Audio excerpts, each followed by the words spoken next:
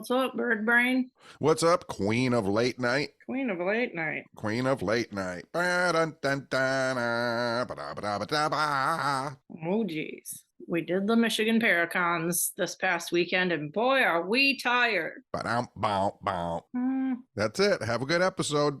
that's it. See See you you later. later. Bye. Go back to sleep.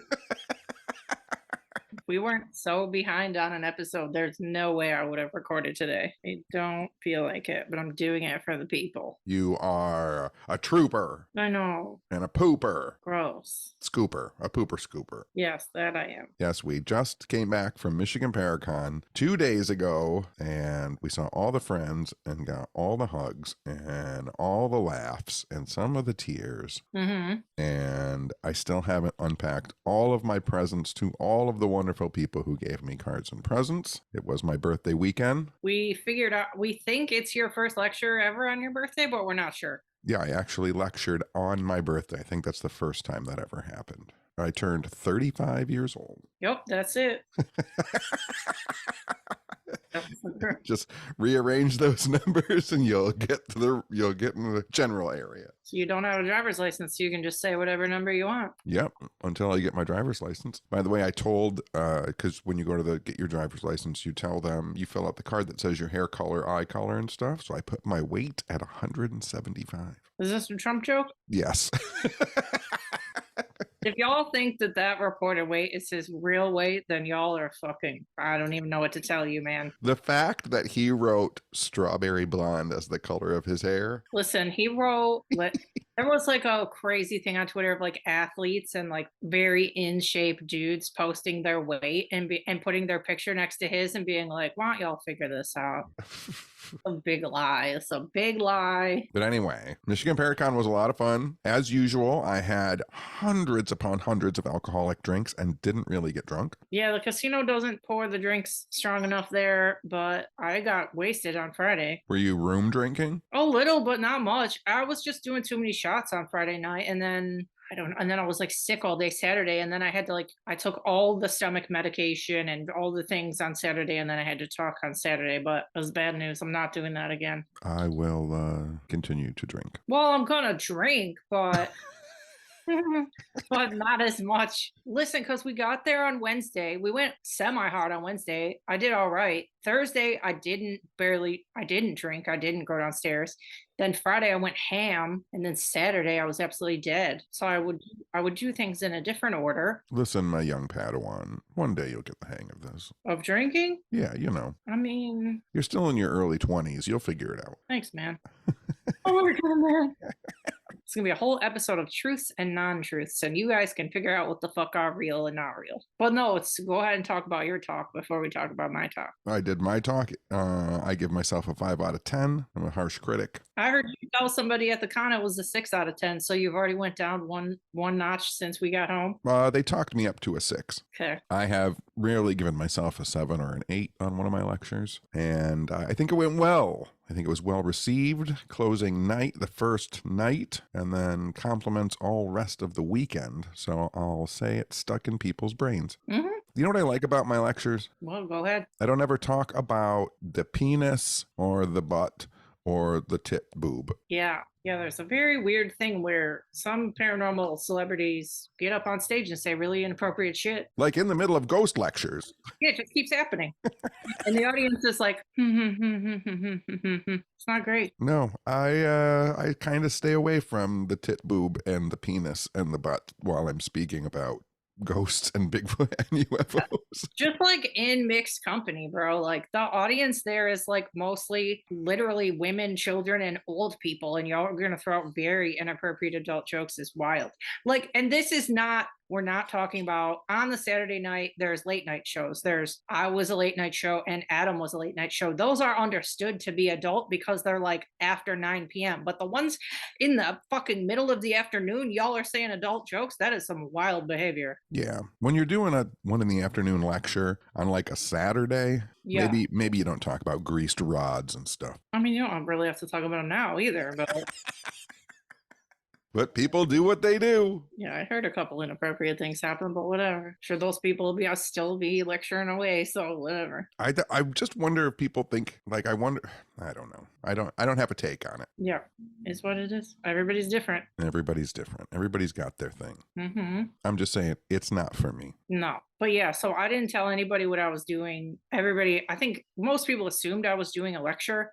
And then the way it was put on the schedule was that it was What's Up Weirdo Live. So people thought it was both of us, but it wasn't both of us. It was like my organized talk. And Brad, the guy, well, one of the two guys who runs Michigan Paracon, said I could do whatever I want. So I told him my idea early on, right when he asked me. And then there was only a couple of people who knew what I was doing. And basically, I don't know if y'all have seen pictures or videos. I still have to post some shit. And somebody sent me a video of my entire thing that I did. So I'll be putting it in the Patreon. But anyway, I came out, I did a take on the Late Show, on any Late Show, the Tonight Show. It was like a mix of the Late Show and the Tonight Show. And I came out in a suit, and I had a desk, and I had a microphone, and I had a backdrop of New York City. And I interviewed Adam Berry, Amy Bruni, Andrea Perrin, and you were last. And it was really fun. I was really nervous before, but then as soon as it started, I wasn't even nervous. So it was cute. You were really getting your pacing on backstage in the green room. I know. I can't sit down when I'm nervous. So I was walking around, and having a suit on is hot, kind of hot. But yeah, I would say, I mean, definitely considering it was Mercury retrograde and it was my first time, I would say things went almost fucking perfect. But just like timing issues were one thing that would be different if I did it again. And then also I had some audio issues. Like I had walkout music for everybody. And then when I got there, they couldn't plug in the laptop that had the PowerPoint on it. So we had to put a microphone up to the computer, and it just like wasn't loud enough. So it's just like little things that nobody probably noticed. But for me, you know how that like throws you off a little bit if little shit goes wrong. But it was really fun. I think everybody really liked it and were surprised by it. Yeah, it was all right. Thanks, man. Give it a 3 out of 10. Oh, okay. Thanks. Okay.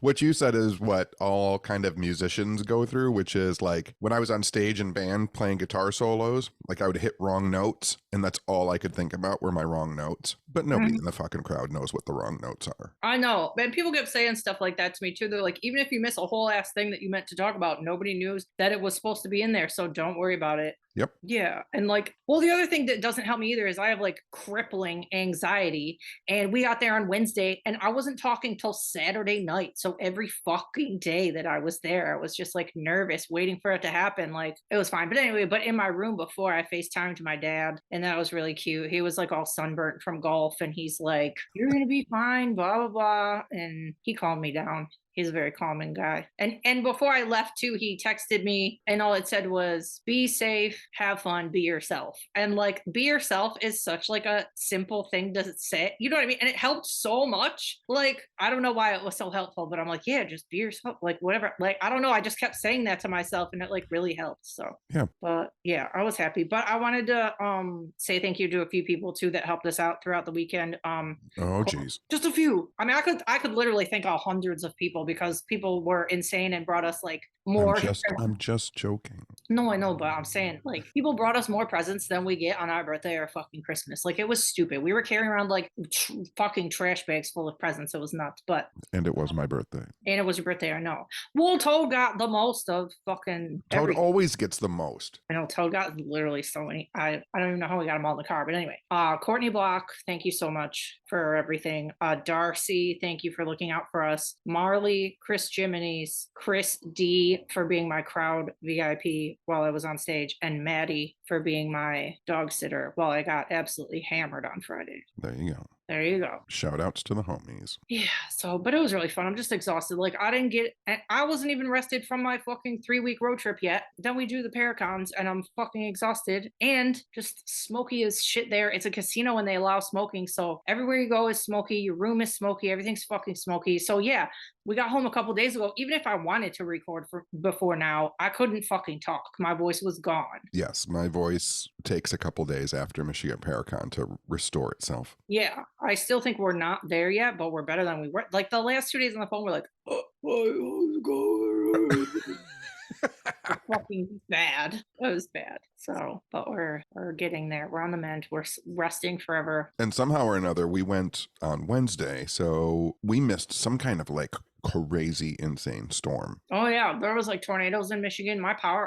We left like Wednesday around 4, and then around 6, I got an alert that my fucking power was out like all Friday night and all day Thursday. And then all the flights got canceled for speakers, and the Detroit airport was flooded, and highways were flooded. Yeah, a bunch of the speakers didn't get there in time. They missed like their first or second day of the convention. Like, and that's like big money for some of the speakers, like missing out on selling stuff and taking pics with people and stuff. So it was chaotic. I don't know what it was. I don't know if it was retrograde or what it was, but the vibe of the whole weekend was, I would say that's like the most chaotic, like weird vibed Paracon we've ever been to. Yes, I agree. But it was still good. Like everybody was in good spirits. And especially like Brad and Tim, they were just like, oh, whatever. Like I love when people just like don't get, I don't know. I would have been like panicking about certain stuff, but they were like, whatever. People will get here when they get here. Everything's fine. And everything was fine, you know? Yeah. Yeah. And everybody was happy. Yeah. I don't think I really encountered any mean people this time.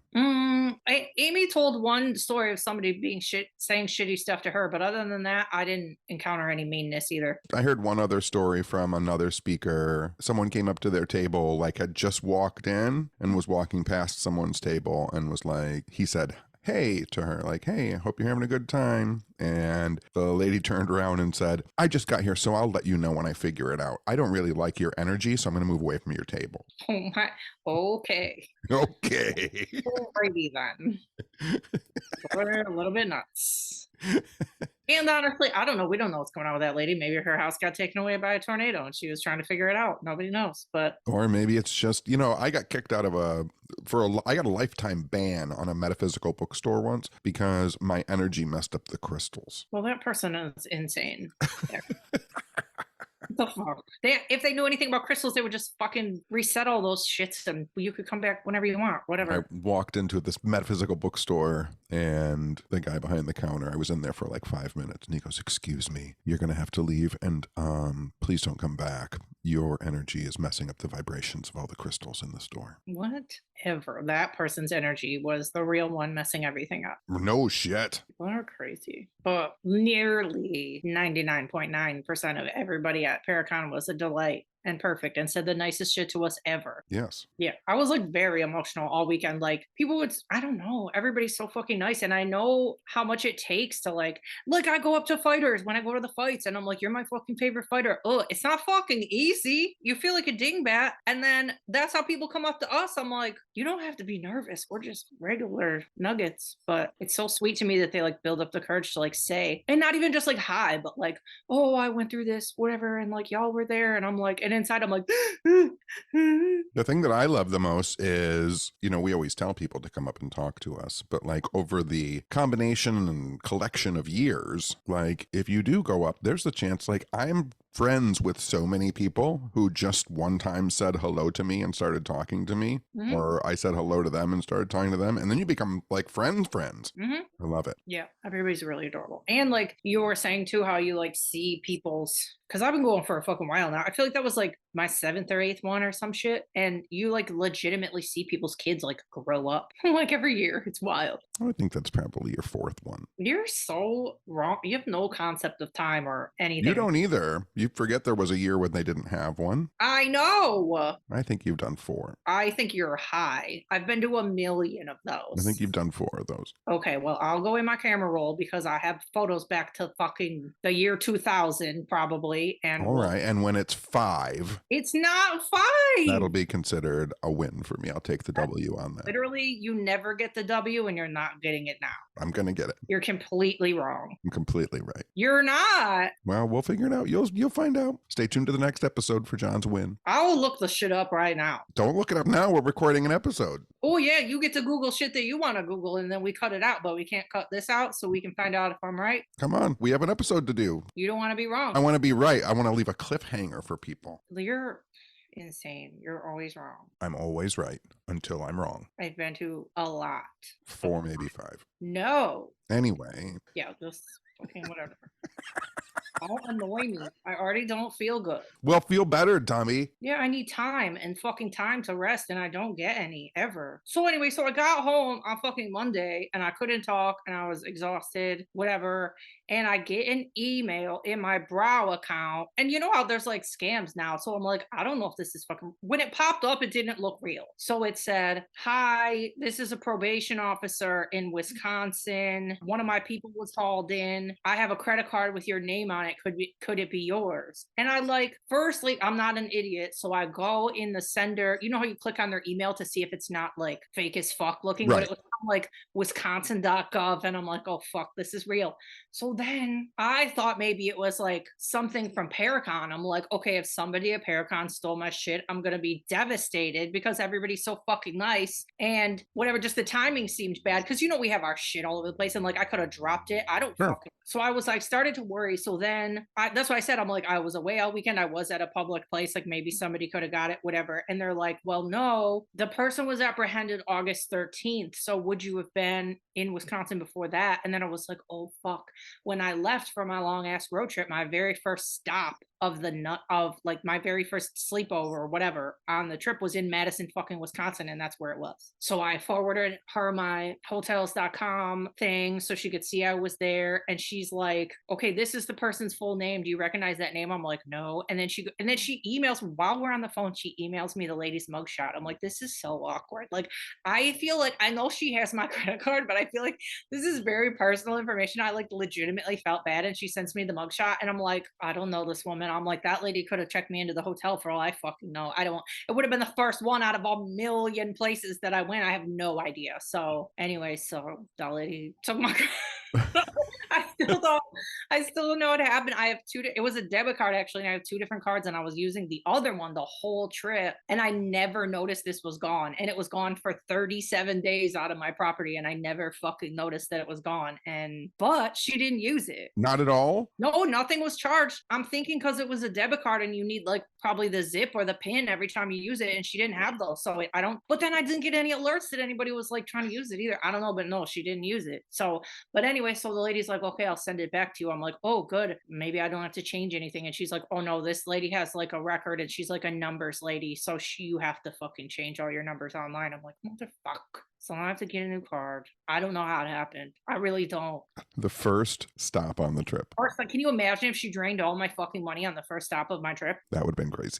I can't even. So yeah. So somebody was looking out for you, see? I know. It's fucking wild. So anyway, so that happened. And then yesterday, I had to go get my first of two procedures done that I'm getting this month-ish. And I was nervous because it was like I had to be awake. They caught whatever. I talked about it on here before. They found like kind of skin cancer, and they were like, okay, so since you tested positive, we have to dig out more to make sure that there's not anything that gets to where in whatever the fuck. You know how it works. So I went yesterday, and I did so bad the first time. I almost passed out. I was such a fucking baby. So this time, listen, before I left, I took a whole Xanax, a half an edible, and a fucking shot of Fireball. And I went in there. I literally, when I was walking from my car to the building, I felt like I was in water. I felt like my whole body was in water.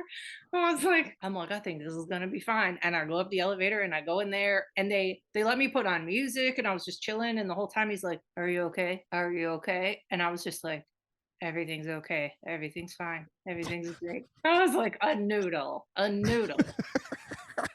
So it went like great. It was fine. I don't feel great now because obviously I don't have numbing shit in my belly anymore, but it's not comfortable. So I have a big ass cut on my stomach, and I can't. I'm supposed to be resting. You are resting. This is restful. Kinda. I wish I was laying back, but I'm sitting up. You can lay back when we're done. Okay. You can lay back and scroll through your 78,000 photographs and find out that you've only been at Michigan Paracon 4 times. You're so wrong. I'll post it on our Instagram about how long you are because I know how long it's been. I'm still riding the high of people telling me happy birthday. Well, that's like a whole week for you. Yeah, it's nice to have people say happy birthday to you. I know. And you know what? You can say happy birthday to anybody anytime. It doesn't even have to be their birthday. They can just say, have a nice ass day, have a nice week, have a nice life.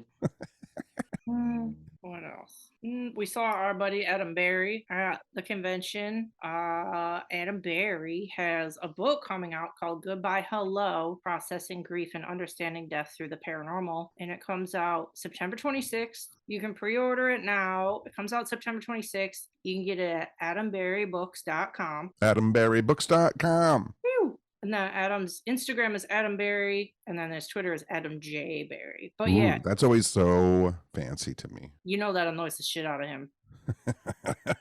I say it because I'm John E.L. Denny. Well, when people can't get the handle they want, that's so fucking frustrating. That's why I still don't have my name handle on Instagram, because somebody fucking has it.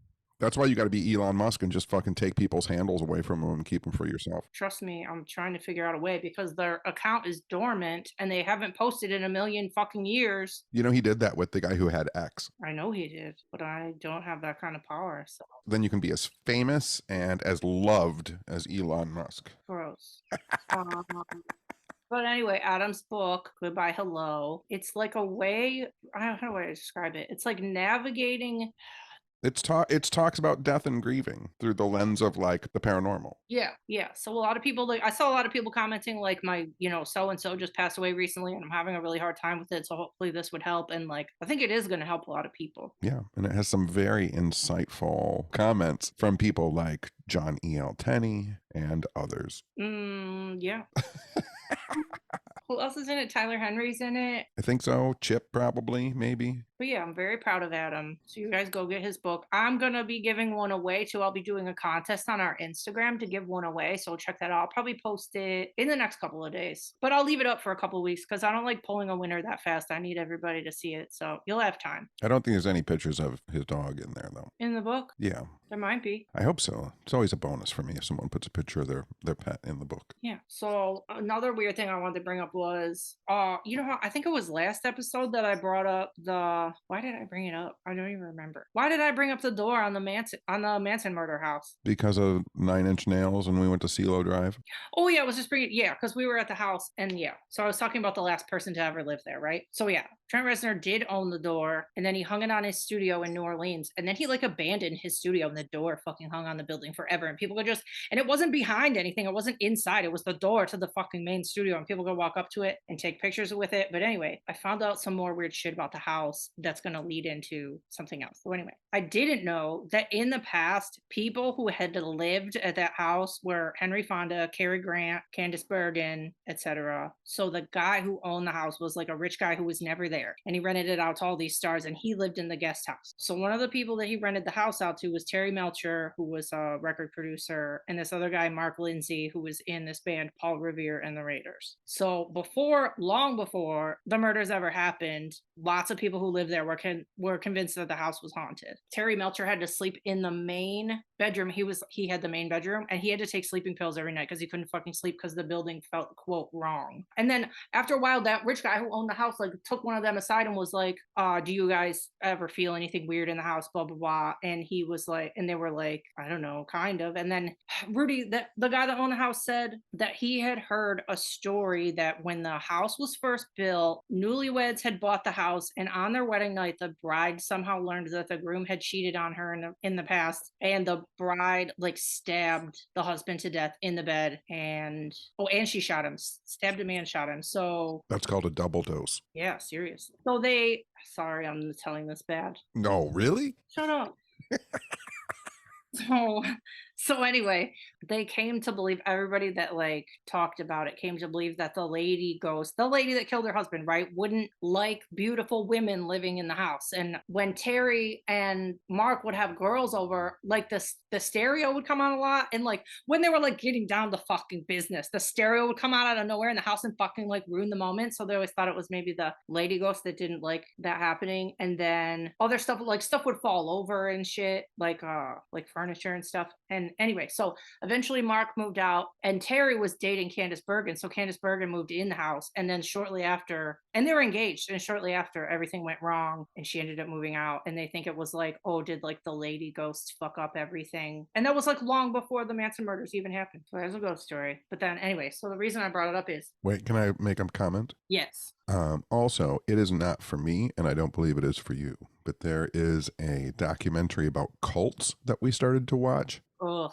And it had a lot to do with Charles Manson, and it is not good. There's a new Netflix docuseries called How to Be a Cult Leader, and the tone is so blech. If you ever wanted to see a cartoon Charles Manson dancing around to funny music, it's so inappropriate. Or a silly little cartoon Jim Jones dink, dink, dink, and then he got them something to drink. Dee, dee, dee, dee, dee. Yeah, there's like hokey music and cartoons of serial killers. And the only good thing about it is there's interviews throughout with real cult members who survived the cult. And Diane Lake, who was in the Manson family, is one of the people who speaks every once in a while. So I want to see what the people who are actually in it have to say, but you have to sit through this other shit that's like Schoolhouse Rock of cult documentaries, and it's so inappropriate. Yeah, it's not great. Not for me. I fucking hate it. I still haven't put it back on. I don't know if I'll finish it. It's not good. But anyway, so the reason I brought all this up was Julian's auction house right now has the fucking door of the house that was like, that had like pig written on it in blood. And it's on preview right now. And I think the real auction is on September 8th.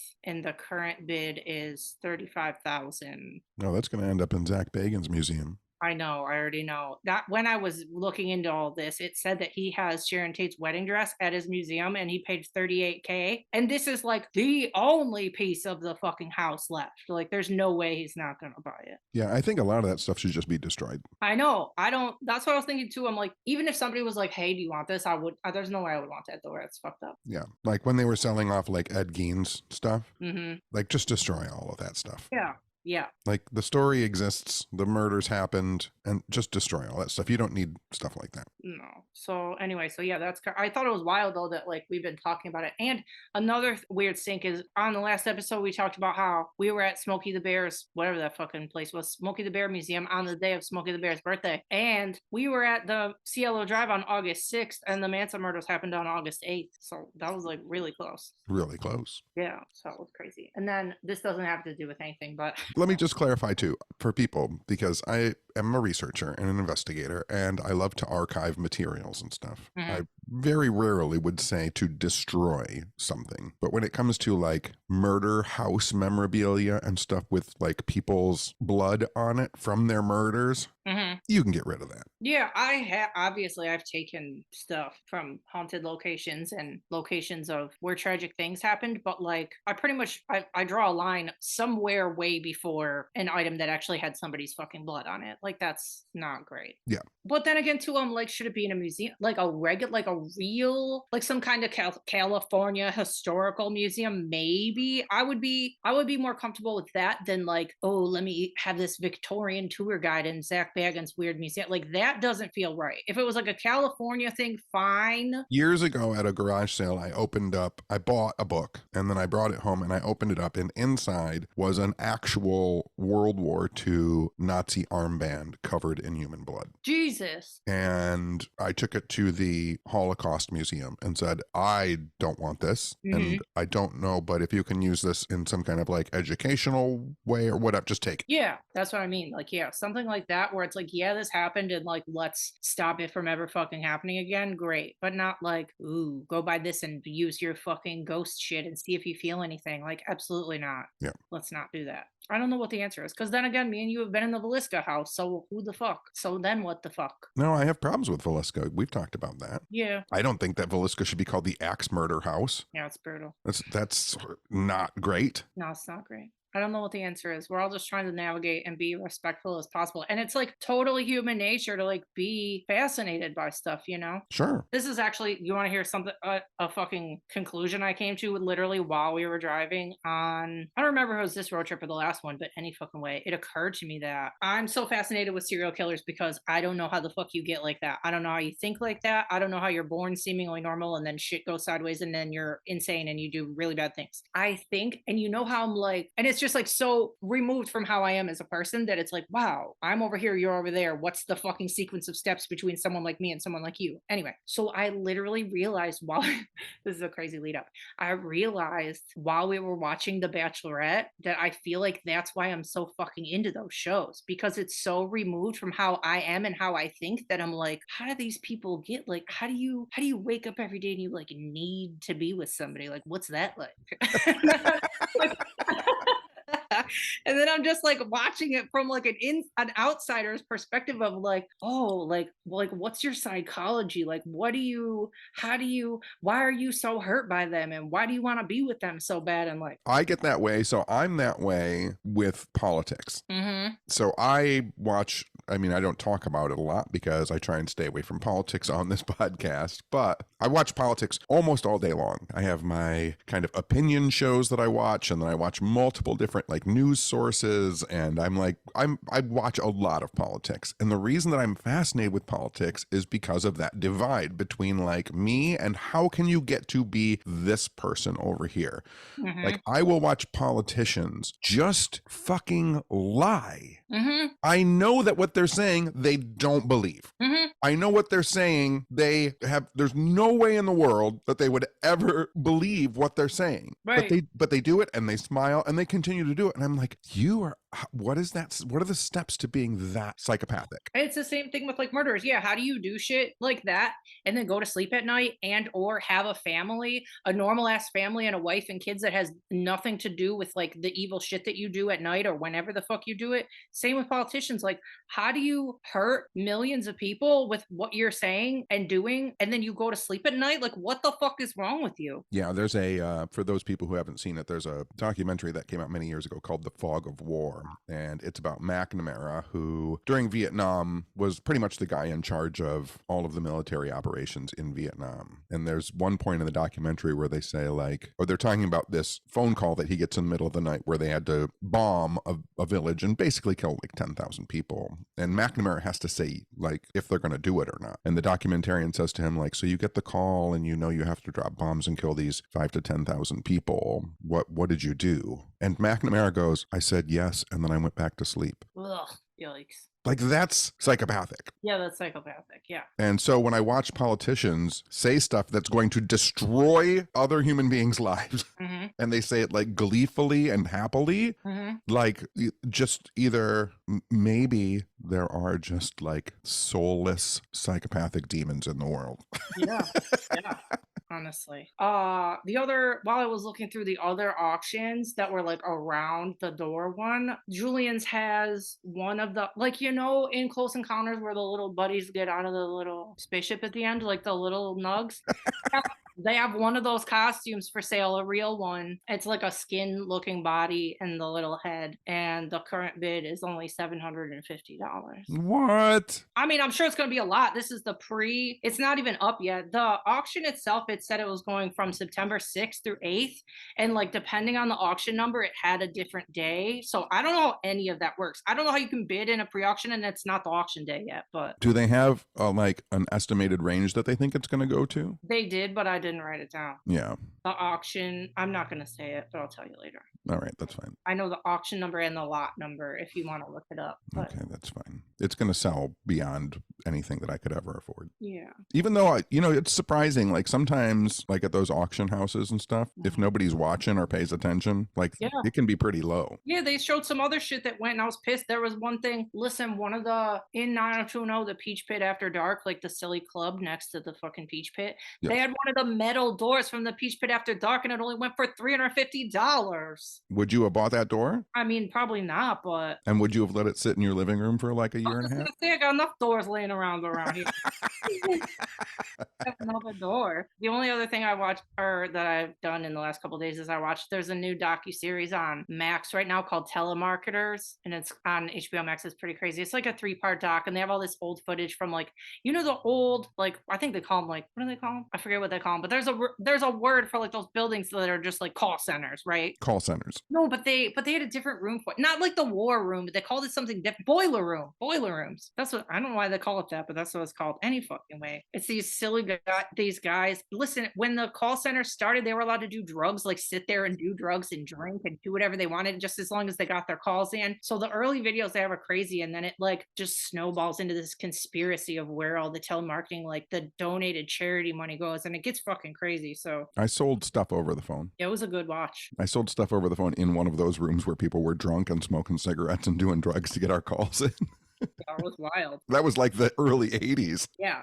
they're just ripping people off on the most massive fucking scale. Yes. I used to work for THE Window Company. Yeah. Hi, my name is John. I'm calling from THE Window Company. I was wondering if you've considered changing or replacing any of the windows in your home. Today, we're having our summer savings sale where 50% off of the first 3 windows that you buy. I had to say that 1,000 times a day. And we used to literally we had phone books. I don't even know if they make these phone books anymore. Do they make phone books at all anymore? I think I do still get them on my porch. I don't know why the fuck they put them here. I don't want that. But the phone books that we had were not in alphabetical order. They were all the way down every street, just like house after. You could call one house, their next door neighbor, the next door neighbor, all the way down the block. You could just do the whole street. So like you got there in the morning, they'd give you your streets to call. Mm-hmm. And one time I called, I never sold any windows. One time I called and I got a guy on the phone and he set up an appointment because he wanted a whole house full of windows. And when I called back to confirm the appointment, his maid answered the phone and told me that he was not allowed to use the phone. What the fuck? And canceled the appointment. Yeah, they were showing a lot of the calls from these people, like getting old people on the phone and just taking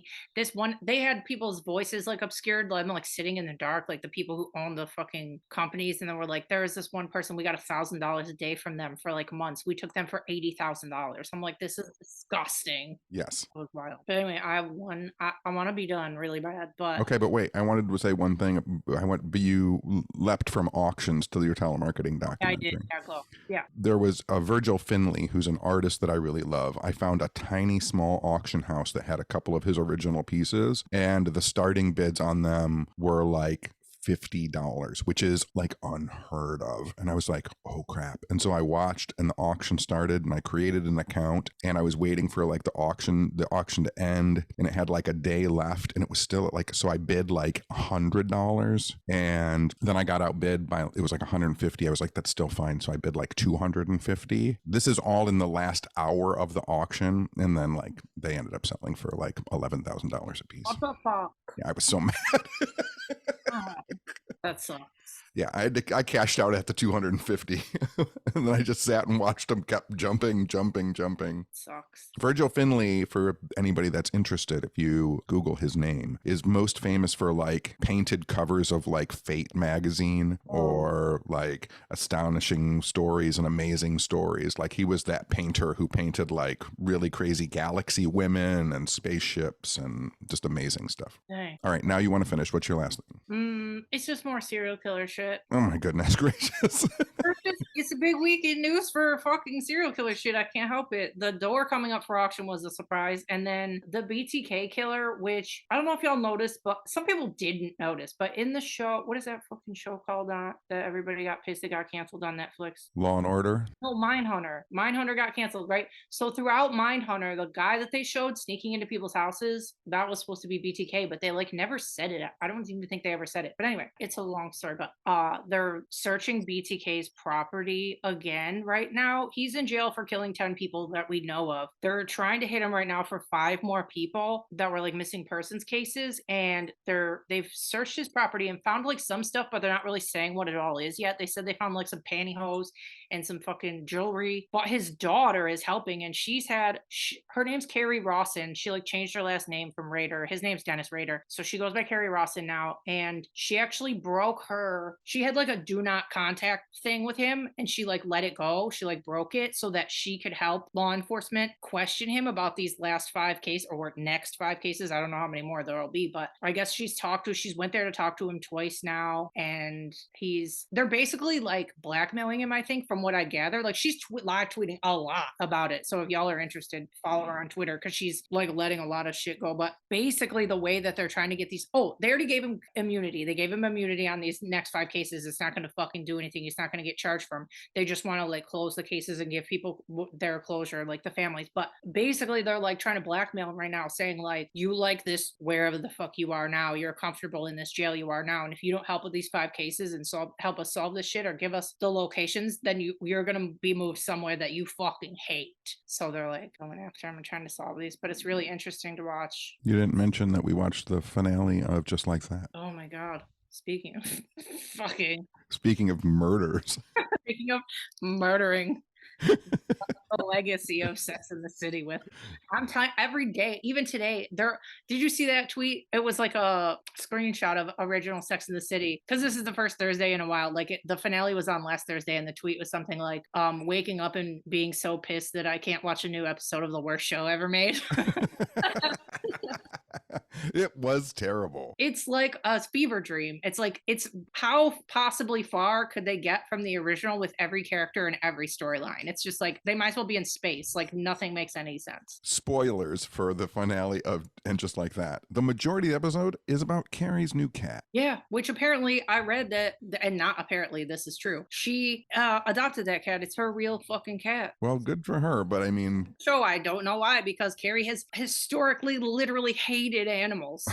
And now she has a cat. Doesn't make any sense. And she sold her apartment that she loved, and she wouldn't even sell her apartment for big. And now she sells it for Aiden, who's not gonna live with her. yeah, and there's a next season, right? Mm-hmm. So in the next season, I'm speculating, but spoilers, everybody, Adam Barry. So the next season, right, since she's in a relationship with Aiden, but they're not going to be together for 5 years, she's not going to have any romantic relationships in the next season, right? I don't know. I don't know what they're gonna do. I don't know what they're gonna do. Like, can she have boyfriends? Can she not? Is she gonna hurt him again? I don't fucking know what we're doing. Off of that to this, I will just say, if you haven't seen the contestants for Golden Bachelor, Oh, I didn't look yet. this is my time to shine. Where, with who? They have some quotes from some of the bachelorettes. Okay. Sandra is very proud of her credit score. Oh boy, Pamela can't get enough Judge Judy. yeah. Maria's never gone paintballing, but she's willing to try.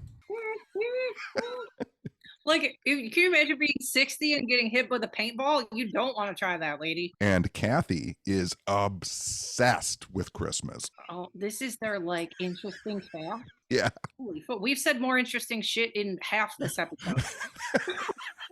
We've said more interesting stuff. Saying hello to each other in this episode. Oh my god, they all need help.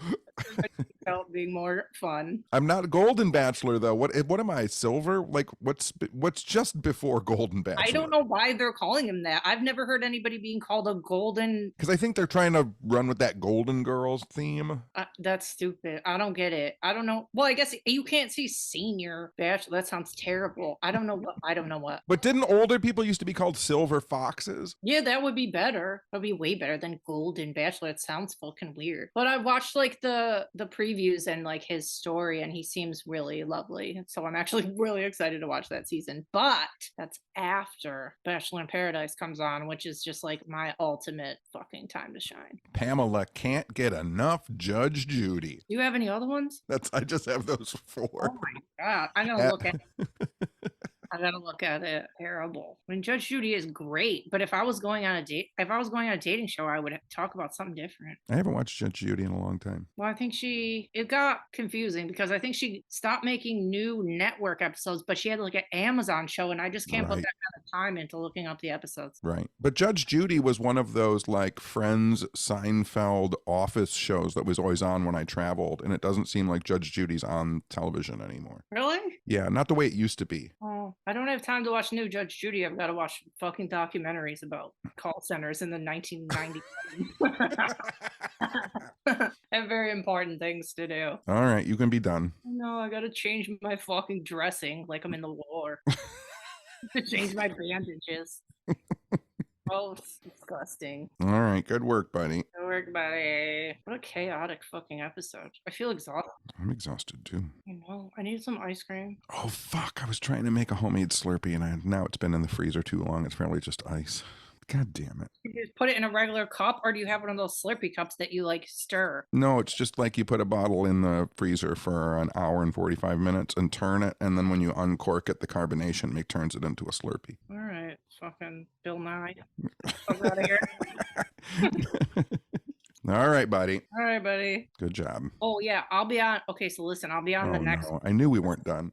We'll be on. I'll be recording the next one of this, but the episode after this will probably be Adam Barry because I have to have surgery. So you guys enjoy. But I'll probably be here for one more, and then you guys can just talk shit about me for an hour or whatever you want to do. Perfect. Oh, and one more thing. I knew it. I'm gonna have our weekend at Paracon that we just talked about in this episode. I made a Patreon video of our weekend, and it'll be in the Patreon as well well as the video of my entire talk that I did there. So it's a twofer. I just have to get them on there. And I've had a busy few days with my credit card being stolen and my stomach being cut open. Sorry, Are you going to do a Patreon video of your surgery? sorry, I couldn't get to the Patreon. Are you I going should to do have fucking taped me going there. Well, I mean, one of my friends Instagrammed his vasectomy. What? You're awake for that? Oh yeah, I guess you are. They just snip, right? Well, yeah. Yuck. All right, I don't want to talk about this. I'm gonna barf. Okay. Okay, I'm really gonna go now. Okay, bye. Okay, bye. Okay, bye.